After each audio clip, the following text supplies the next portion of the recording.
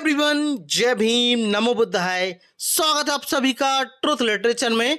आज हम इस वीडियो के माध्यम से समझने का प्रयास करेंगे सरस्वती देवी के बारे में।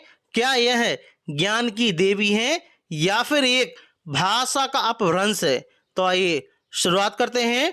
भारत में सम्यक काल की जितनी भी शब्दावली थी उसका प्रयोग व भावार्थ उस समय के पाली भाषा अनुसार काफी उत्कृष्ट और ज्ञानवर्धक होता था।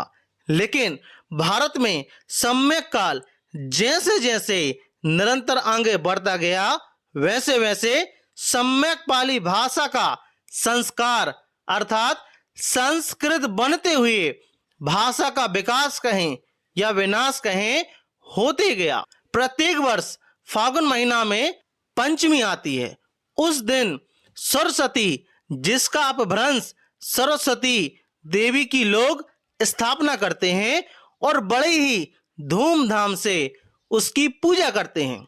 लोगों की ऐसी मान्यता होती है कि सरस्वती नाम की देवी पूजा करने से विद्या बढ़ती है या जिसके पास विद्या नहीं है उसे विद्या प्राप्त हो जाती है।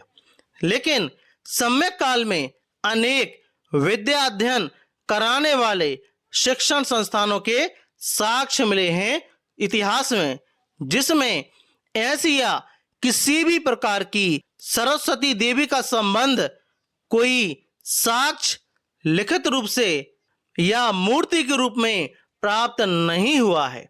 फिर आज की मान्यता यह कैसे बन गई, यह सवाल पैदा जरूर होता है। दरअसल यहाँ के लोग ब्रह्मवंशी द्वारा प्रत्यारोपित भ्रम के पुलंदे वाली व्यवस्था के चंगुल में फंसकर रह गए हैं। उनके बताए कथा कहानियों से बाहर निकलकर कुछ सोचना ही नहीं चाहते हैं।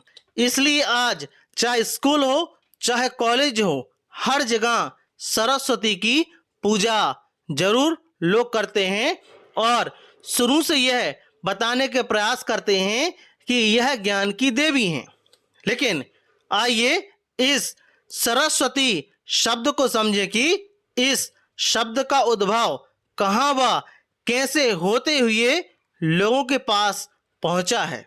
पाली भाषा में एक शब्द है सती, जिसका अर्थ होता है सजग अर्थात अवेयर, जो जागरूक है, जो सजग है।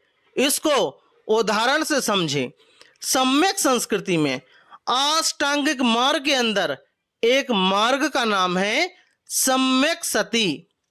इसमें जो सती शब्द है उस सती का पाली भाषा में सजग रहना होता है अर्थात अवेयर होता है। दूसरा, सम्यक काल में जो पाली भाषा और धाम्य लिपि थी उसके स्वर वर्णमाला में सुर होते थे, जिसे आज संस्कृत भाषा में स्वर कहते हैं। किसी भी भाषा में सुर का महत्व बहुत ज्यादा होता है, चाहे वह मनुष्य की भाषा हो या जानवर की भाषा क्यों ना हो।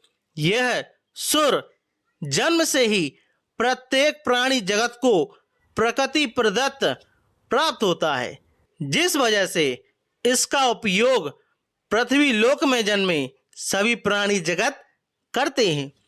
जैसे यह सुर आ, ई, उ, ए, ओ, यह प्रकृति प्रदत्त सुर जब सती के साथ काम करता है तभी यह व्यंजन का रूप लेता है, अन्यथा यह सुर बेसुरे रूप में ही यथावत बरकरार रहता है। इसी को सम्यक काल में सुरों का सती कहते हैं। आज भी कई लोग कहते हैं कि यह सुरों का सरताज है।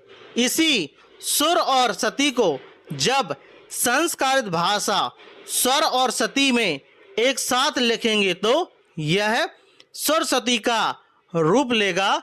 लेकिन दुर्भाग्यवश यह सम्यक काल में उत्कृष्ट अभ्यास वाली प्रणाली को ब्रह्मवंशी कलम कसाई ने कर्मकांड के रूप में विकृत करते हुए इन्होंने भ्रम का पुलिंदा बनाकर जीविकोपार्जन हेतु प्रत्यारोपित कर दिया है और हर स्कूल, हर कॉलेज में यह लोगों के मन में एक भ्रांति कर दी है कि यह ज्ञान की देवी हैं। आप इनकी पूजा करोगे तब आपको ज्ञान मिलेगा। तो आई होप इस वीडियो के माध्यम से आपको समझ में आ गया होगा कि सरस्वती का आखिर मतलब क्या है और क्या इतिहास में कभी इनकी पूजा होती थी। तो ऐसा आर्कियोलॉजी का प्रमाण नहीं मिलता है। आपका इस बारे में क्या मानना है, प्लीज हमें कमेंट बॉक्स में जरूर बताएं। यदि आप ट्रुथ लिटरेचर पर नए हो, ट्रुथ लिटरेचर को आप सब्सक्राइब जरूर करें, साथ ही साथ हमारी वीडियोस को शेयर जरूर करें। जय भीम, जय भारत।